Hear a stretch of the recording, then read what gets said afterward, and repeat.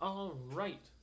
Good morning, everybody. Happy test day. I know you are all so excited and so thrilled to be here. A few things before we get started. One, you've got this. I'm going to repeat that so many times. Two, I will be by at some point. I don't know exactly when, but I'll be by at some point to help answer questions, so don't freak out. And three, we've been doing this all quarter. I'm doing it all quarter. We've been working on it just like so much that it's a little bit insane, and you know this. You've got this. We're going to be in good shape. So, with that, let's get into this quick review packet. Now, number one is actually a review from early on in the quarter when we were actually doing graphing and worrying about shifts and everything like that. And so when we look at this, we have our lovely function here, right? We have 2 to the x minus 2 plus 1. Now, remember, it doesn't really have a parent function, but like the air quotes parent function that we're going to be worrying about right now is going to be 2 to the x. Now, because it's going to be 2 to the x, we know that this negative 2 right here, or sorry, this minus 2 is going to be a shift 2 units to the right. And then this plus 1 out here, well, it's going to be a shift 1 unit up. Remember, though, when we talk about exponentials, there's always two really specific points we have to hit. The first one is always 0, 1. And then the second one is always 1, comma, whatever our base is. In this case, it's 2, so it would be 1, 2. And so these 2 points right here, these are our reference points. We're going to take these and then go ahead and move them and see what happens. So you're not actually given a full scale here. You're simply asked to basically just name the points. And so if I start with 0, 1, remember 0, 1, okay. I'm going to go up 1, perfect, and then to the right 2. And so I'm going to be out, we'll call it just about here. The important thing here, again, is going to be actually naming this point. And we know for a fact that this point is going to be, well, if I go up 1 and to the right 2, well, I'm going to be at 2, 2. Doesn't really look like 2, 2 that I've plotted. That's okay. Just make sure that we're naming it. Now I'm going to do the same thing with 1, 2. Now normally it would be to the right 1, up 2. However, now we're going to go up 1 more. So our y value is 3. And then we're going to go to the right 2. And so we're going to be over here, right there. And that's going to give us, well, add 2 there, 3, comma, 3. And so now, normally, remember, with exponentials, we never actually hit 0. So there's normally a horizontal asymptote at x equals 0. However, this has been shifted, or apologies, at y equals 0. This has been shifted 1 up, however, and so now this is going to turn into at y equals 1. And so we're going to just draw that horizontal asymptote in. Again, this is going to be on you to actually just label these. We're going to say y is equal to 1. Fantastic. And now we can go ahead and draw this. We know it starts almost flat, and then it comes up as we curve, and then almost vertical towards the end. Wonderful. And now if we are thinking about the domain and range, well, the only thing that's really stopping us here is that horizontal asymptote. That horizontal asymptote is only going to affect our range. And so when we actually think of our domain, right, if we think of all of the possible x values, there's actually really no issues. And so because of that, we know that our domain is actually going to be all real numbers. Again, there's nothing stopping it. Our range, however, there's a pretty clear asymptote in our way. And so it's going to be y is greater than 1. Never hits 1, right? Asymptote means it never hits there. It gets really, really, really, really, really, really, really, really, really close. Never hits it. So y has to be greater than 1. So specifically, you can either write this, or if you prefer to use our normal convention, we would be saying 1, comma, infinity with parentheses, because neither of them are defined. All right, let's take a look at number 2. So on number 2, we have to figure out where we have horizontal asymptotes. Now, in order to figure out where we actually have horizontal asymptotes, this is some old Algebra 2 work here. What we're actually going to do is we're going to let this go to infinity. Now, if we let this wonderful rational function here go to infinity, there's a few things we need to really worry about, and truthfully, there's only a few things that we're actually concerned about. And that's the leading term. And so I have to do a little bit of math to figure out what that's going to be. Now, we kind of get to cheat a little bit when we think about this. I know that the leading term is going to be whatever this is squared times this x, right? That's going to be the highest power of x that I have. And the coefficient's important, so I'm also going to have to worry about this 3 eventually. And so if I'm thinking about just the numerator right now, I'm going to have 3 times 3x squared times negative x. I need to also make sure I have that sign because it's going to be really important as soon as we start to apply our limit.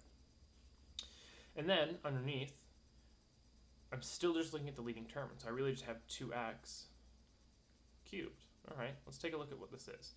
If we do all this out, we're going to have 3 times, well, that's 9x squared times still negative x, I'm going to put that in parentheses, over, this is 8x cubed.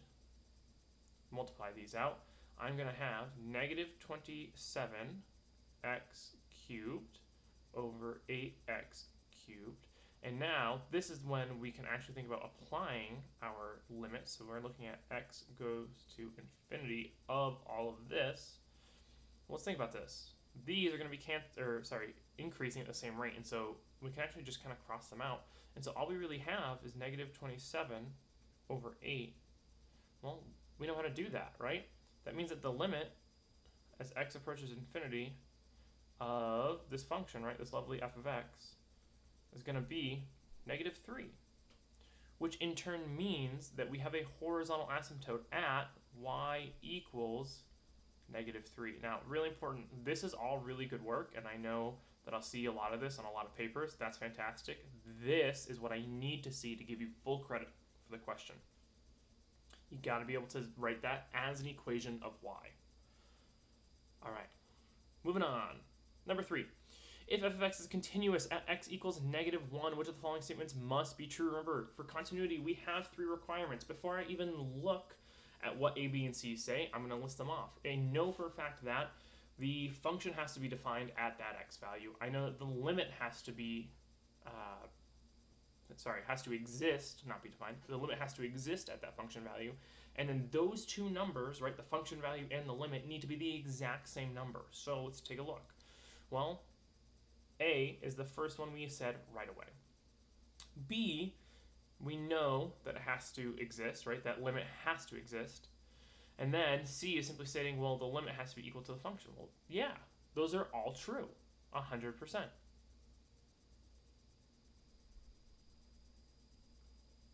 All right.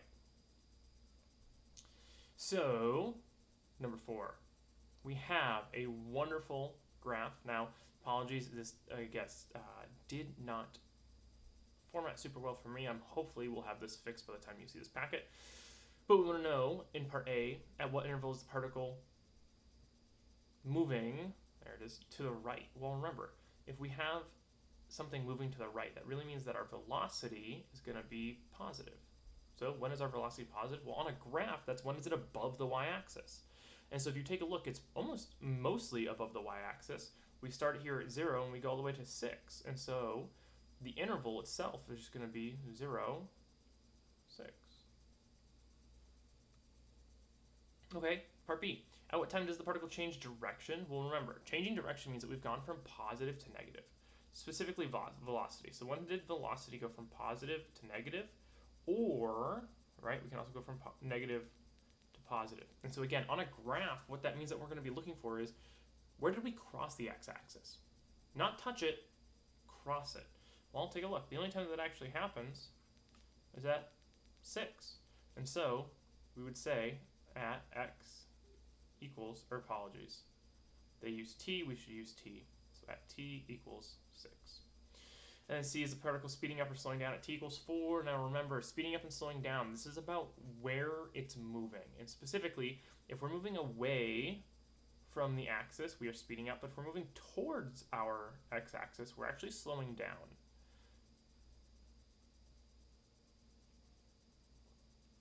So we draw in those arrows. And so the question is, at 4, okay, here's 4.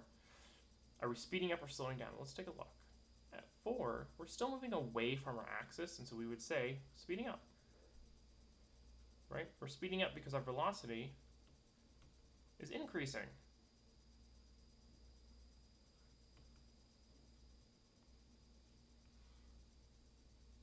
All right, moving on to 5.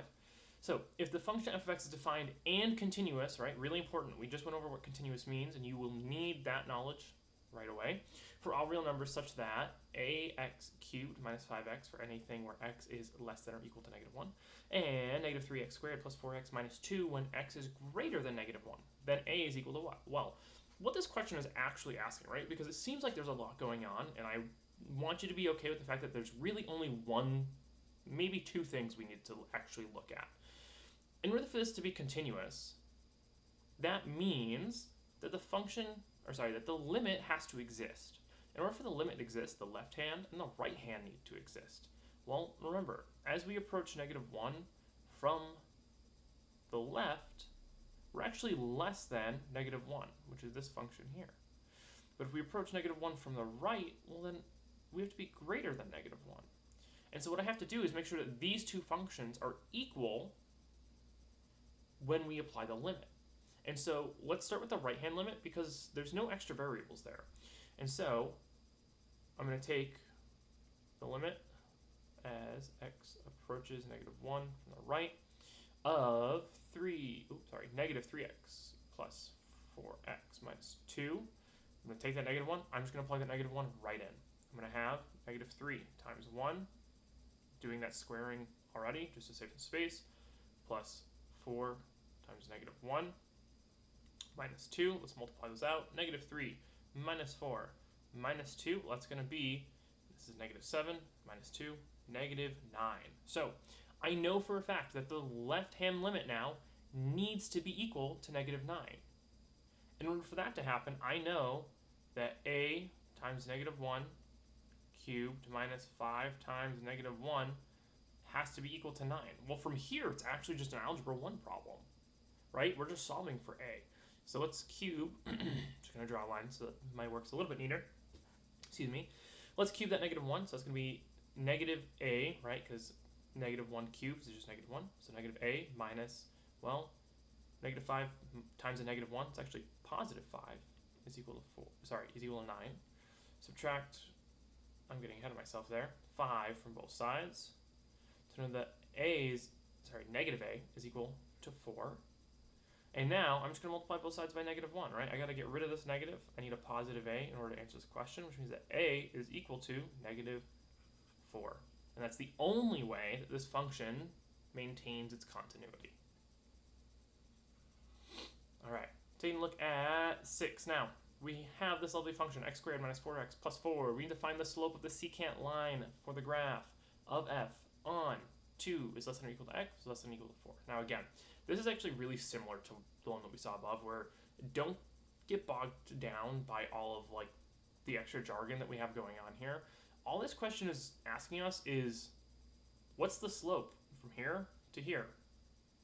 That's it. That's all it wants to know. So take this function, and what's the slope from 2 to 4? And so in order to do that, remember, slope, we need 2 points. And so I'm going to take 2, plug it in. I'm going to take 4 and plug it in.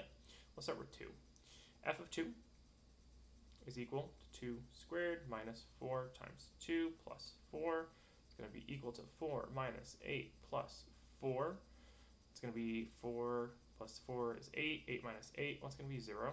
Fantastic. So that means that f of 2 is 0, which means that that coordinate point is 2 comma 0, right? That's the important thing there.